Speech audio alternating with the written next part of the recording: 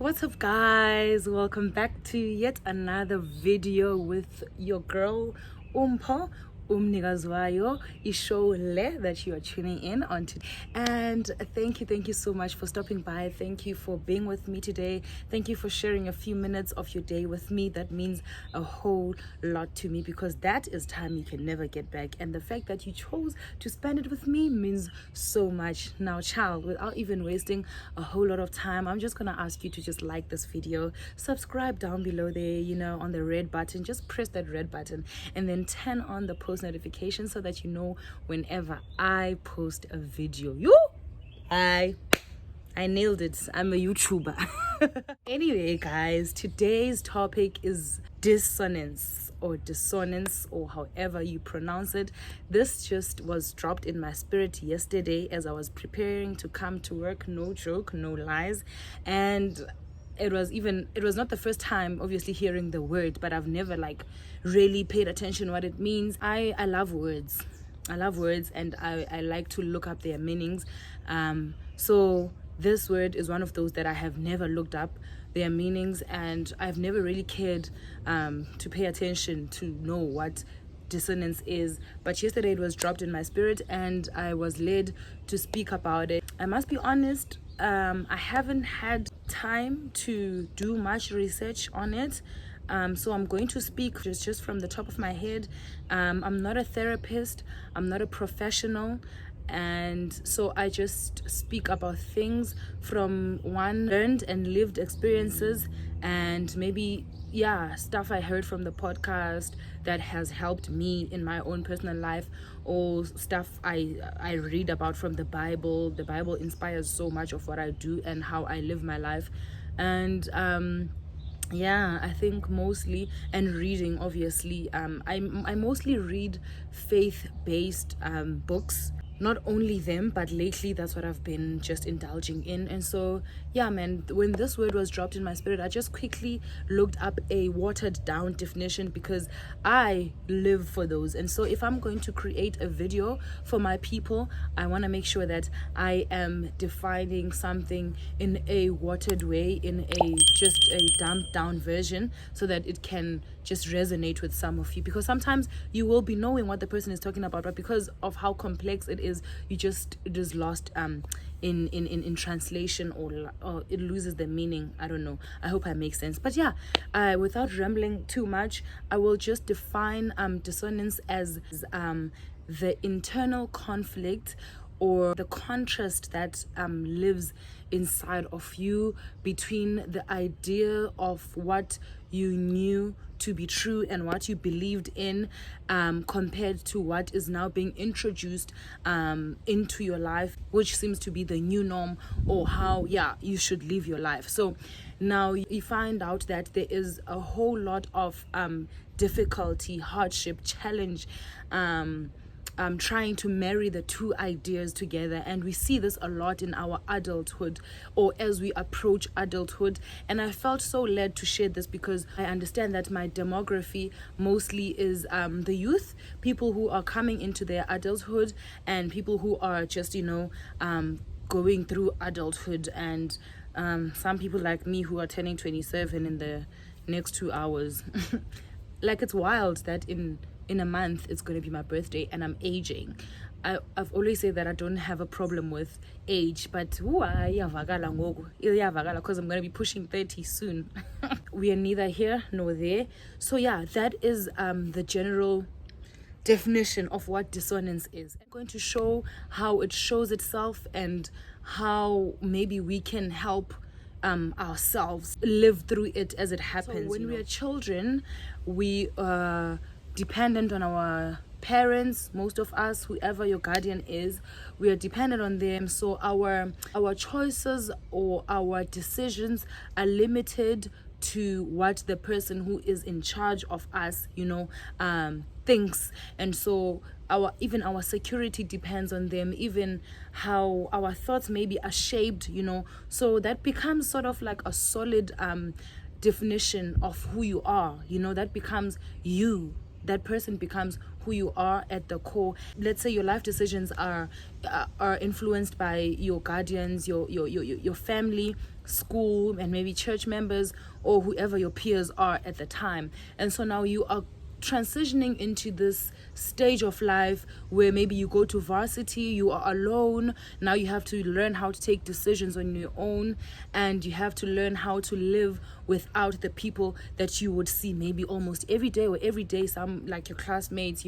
Life is different now, and now your life choices are going to be different, and that can introduce dissonance, because what you previously knew to be true is now not true anymore, because growing up actually is a reality test.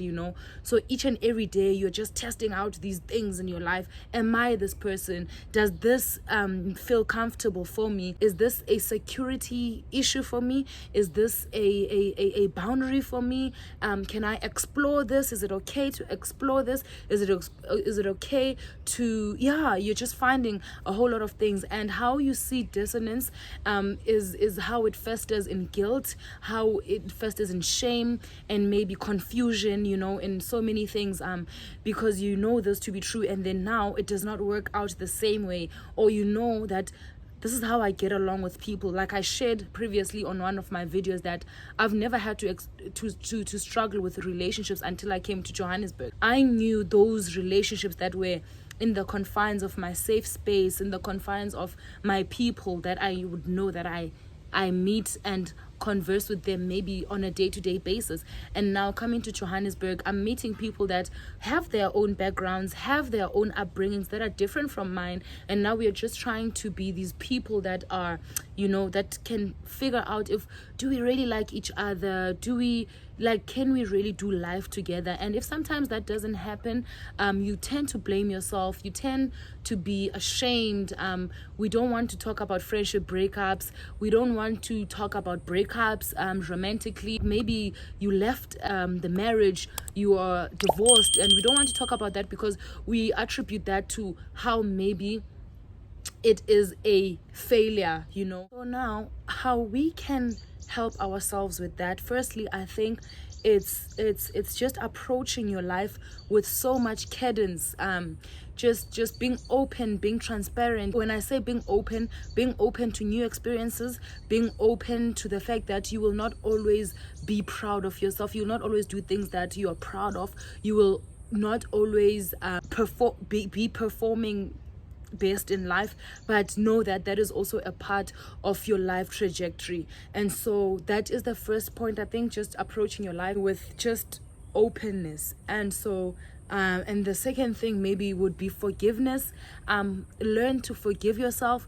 If that marriage did not go well, forgive yourself. If that friendship that you thought would last a lifetime doesn't, forgive yourself. If you sabotage your chance of maybe being successful and maybe not submitting on time, if you do not study for a course that challenges you and you ultimately fail it, forgive yourself. If there's so many things that happen that where we disappoint ourselves, but we need to learn to forgive ourselves, so that idea of who we wanted to be or who we thought would be married with the new idea that you are not that, because it was even a shock for me, because I am one of those people that thought we were going to get married earlier on in life and would have children. I want 7 children. I want 7 children. So I've always wanted a big family. And so when adulthood hit me and I'm being faced with all of these things that are just so different from my plan, I'm just like, I'm sorry, where's my husband? Because I need protection, So it was when I had to introduce this reality that, hold on, baby girl, the husband is not here. What is here is yourself, okay? So how are we going to take care of yourself to make sure that the self that you have, you're preserving it to be even a better person for tomorrow, So I think that's also another thing that can help you, that how are you helping yourself in the now for tomorrow, because living in the past is not going to assist you in aligning the two ideas or marrying them together. And living in the future as well is not going to help you in aligning them. But what you can say is, what I am doing right now, I am building my self-confidence. I'm just taking care of myself, and I'm being independent. I'm going for my life goals that I set for myself, that are influenced purely by me. I am going for all the things that I've always wanted in life. So yeah, I think one can do that, and know that your life does not depend on you. You do not have any materialistic utensils and or anything to help you live your life, but your life is in God's hands. So just always pray, always read the Bible, listen to worship music. That's one thing I always forget to say when I do my videos, because it was also hard for me to be in the habit of reading my Bible, because it was just difficult for me, especially with the genealogies and everything. I would just get bored, you know. So worship music was very helpful in my journey of the Bible, because some people would be singing scripture, and then you want to go study the scripture that the song was inspired by. You want to listen to good music that inspires good character. You want to speak to people. You want to surround yourself with people that genuinely care for you and want only the best for you, that are going to advise you accordingly, and that are going to give you great criticism, be it positive or negative. People that just genuinely want good for you, whether you are connected to them or you're not. And stay away from people that want to be a part of your life story only for their shine, or only for them to also show that they were there in building you. Stay away from those people. Those people care about themselves and not for you. And also listen to books, audiobooks, watch things that inspire you. I don't know, like, just you can help yourself through doing that. And some people go for therapy. It's one thing that I will eventually do in my life. I am very much interested in the cognitive side of things, you know, with people, even at work. It's weird, because my colleagues watch my things, but even at work, I don't just approach a person at face value.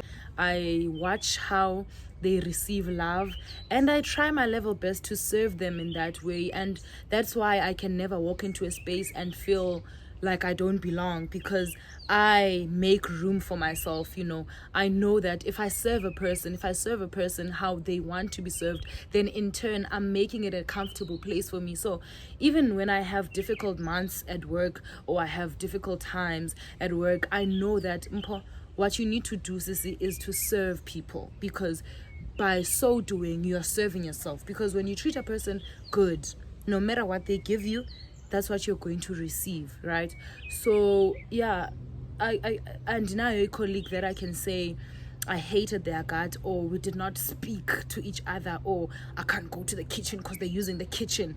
Even when we are not on good speaking terms, I will still go to you and talk to you, you know. So yeah, be open about life, be open-minded. So such things help you with also closing gaps that were there in your childhood. And maybe you were just not a person that used to address issues or attack issues as they are. Maybe you just want to sit in something, wallow in it, but just know that that doesn't help anyone, not the next person, not yourself. You're just harboring something that is not going to help you heal. So our focus is healing and moving. Don't just move. Culture, we move. Don't just move. Also know that growth is an ongoing life process. It is not a destination.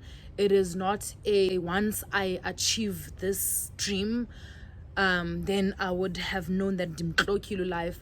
Once I get married, once I get that dream car, once I land that job. So yeah, growth is not a destination, just as everything in life isn't. Purpose isn't a destination. Every day you are unraveling, you are discovering who you are. So be very patient with yourself. Be very, very delicate with yourself. Handle yourself with care. Handle yourself with so much love and compassion before you give it to the next person. And you can only give it to the next person if you know how to give it to yourself first. You do not know how to pour from an empty cup. I'm sure you've heard this. so many times, and it's starting to sound cliche, but it is true. You cannot pour from an empty cup. Serve yourself first, and then you will be a desirable vessel even to other people. So yeah, guys, that's as far as I go today. Thank you so much for joining me. I hope today's talk did some thing to somebody and ushering you into living a better life, because that's just what I want for each and every one of us. I just want us to flourish in life and just curb this habit of thinking that money is going to solve our problems, because we are going to have that money. Oh honey, I'm not even confused, I'm not even worried about my future. I'm gonna be successful. I am a star, baby. I was born to shine. Okay, but when that life comes, I want to enjoy it. I want to have a good character. I want to know how to live in the moment, because I've seen people having all the money. I've lived with them and not enjoying it the way they should. There's fights, people are not living in peace, and I just look at my man and my sister's relationship, and I'm like, thank you, Jesus, that we have peace, that we get along genuinely, and I don't see what would make us fight when we both have money, because what we are building now is what we want even for our children and generations to come. So that is what I want for you too. That is what I want for the world. That is, yeah. But you know where we can start? By subscribing there on the red button that says subscribe, so that you can become a part of my journey and I can become a part of your life journey too, and we can grow as a community and just support one another, because the world is already full of hate. So let's change the narrative together. Thank you for coming to my Shed Talk. Until next time, goodbye.